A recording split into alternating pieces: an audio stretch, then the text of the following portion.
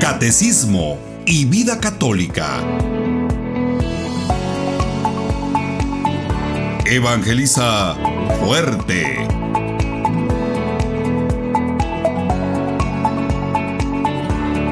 Tema 4. Creemos en el magisterio de la Iglesia.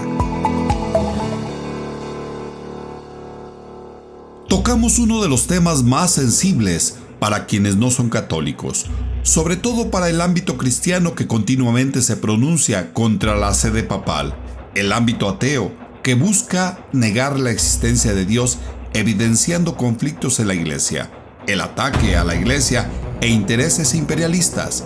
Para los católicos, es una reafirmación en la confianza y credibilidad que tenemos en nuestro magisterio de la Iglesia. Para dar comienzo, primeramente demos una definición sencilla de lo que es el magisterio de la Iglesia. Se llama magisterio de la Iglesia al órgano eclesial conformado por el Papa y obispos que tienen la función o el oficio de interpretar auténticamente la palabra de Dios, oral o escrita, predicándola, enseñándola, orientando y conservando el depósito de la fe.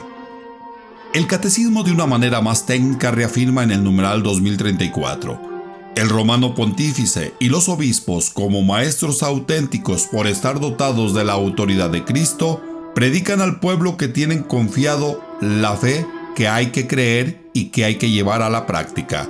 Lumen Gentium, numeral 25.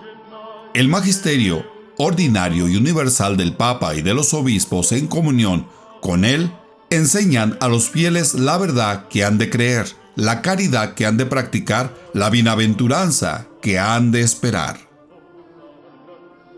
Veamos un punto clave: la autoridad del magisterio de la Iglesia. Su autoridad parte del mismo Cristo que dejó confiado su Iglesia a Pedro y a los demás apóstoles.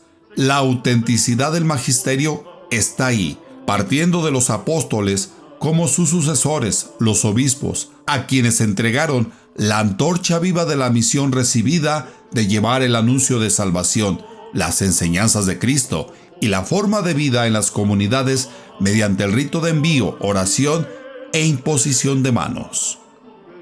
En su parte práctica, a este órgano se le encarga trabaje y profundice en la revelación. Se le otorga facultad con lo relacionado a la fe, la palabra de Dios escrita u oral, la doctrina, la liturgia, con el fin de preservar el depósito de la fe lo más íntegramente posible. El trabajo u oficio del magisterio de la Iglesia se visualiza en 7 acciones vitales dentro de la Iglesia. 1. Cuidar, analizar, interpretar, enseñar, orientar la tradición de la Iglesia. 2. Predicar, interpretar, cuidar, difundir, enseñar la sagrada palabra de Dios escrita. 3. Enseñar, analizar, guiar, conservar la doctrina de la Iglesia. 4. Examinar, estudiar, orientar, instruir en la moral de la Iglesia. 5. Educar, formar, enseñar la vida sacramental de la Iglesia. 6. Encauzar, observar, practicar la vida espiritual y devocional. Y 7. Preservar e impulsar el desarrollo de la liturgia. El magisterio de la Iglesia y el depósito de la fe. Como se visualizó en los 7 puntos anteriores, estos nos pueden dar una noción perfecta de qué es el depósito de la fe. De manera sencilla, es el conjunto de bienes dejados por Cristo Jesús y confirmados por el Padre de forma oral o tradición, escritos o su santa palabra, escrituras santas, doctrina, moral, forma de vida, oración, liturgia, sacramentos y misión. De forma más técnica, lo hace el Catecismo de la Iglesia en el numeral 84. El depósito de la fe. Depositum Fidei, contenido en la Sagrada Tradición y en la Sagrada Escritura, fue confiado por los apóstoles al conjunto de la Iglesia. Fiel a dicho depósito, todo el pueblo santo, unido a sus pastores, persevera constantemente en la doctrina de los apóstoles y en la comunión, en la fracción del pan y en las oraciones, de modo que se cree una particular concordia entre pastores y fieles en conservar, practicar y profesar la fe recibida. Dei Verbum 10. Y lo consolida la primera epístola de Timoteo, capítulo 6, versículo 20. Timoteo, guarda el depósito, evita las palabrerías profanas y también las objeciones de la falsa ciencia. La misión de los apóstoles y de sus sucesores es de enseñar todo y solo el Evangelio. La predicación de la Iglesia se basa en la conservación íntegra del depósito de la revelación cristiana. De ahí el término jurídico, depósito, que utiliza San Pablo al exhortar a Timoteo a custodiarlo fielmente. Ni los apóstoles, ni los obispos, ni la Iglesia son dueños de él. Lo han recibido para transmitirlo fielmente hasta la consumación de los siglos y para devolverlo intacto al final de los tiempos. Y esto de tal forma que ni un ángel del cielo podrá quitar ni añadir cosa alguna. Gálatas 1:8. Pero aun cuando nosotros mismos o un ángel del cielo os anunciara un evangelio distinto del que os hemos anunciado, sea maldito. Un punto sobresaliente es el magisterio y la Iglesia fieles al depósito de la revelación divina. Dentro del depósito de la fe, como se ve, se encuentra la custodia de la palabra de Dios escrita, la Sagrada Escritura, el Libro Santo. La Sagrada Escritura es uno de los puntos medulares que el magisterio cuida con gran celo y la Iglesia en general, basada en el poder dejado por Jesús, le otorga 3 poderes al magisterio. A. Fijar su canon. El magisterio determina qué libros sagrados se deben de tener por revelados y cuáles no. De ahí que se haya pronunciado el canon de los 73 libros, 46 en el Antiguo Testamento y 27 en el Nuevo Testamento.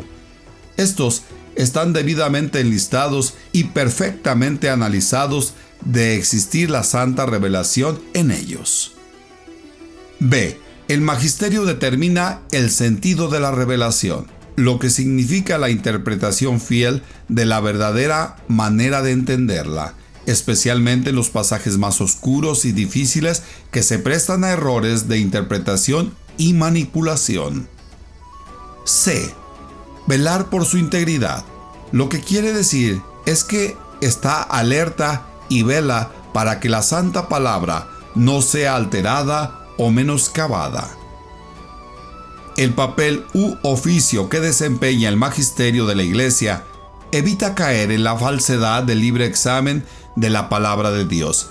7 puntos esenciales. 1. La doctrina fundamental del protestantismo, la cual inmediatamente se constata con el rompimiento de los primeros protestantes separándose y creando su propia iglesia de acuerdo a su interpretación y a su parecer. 2. Admite que cada quien interprete la palabra de Dios.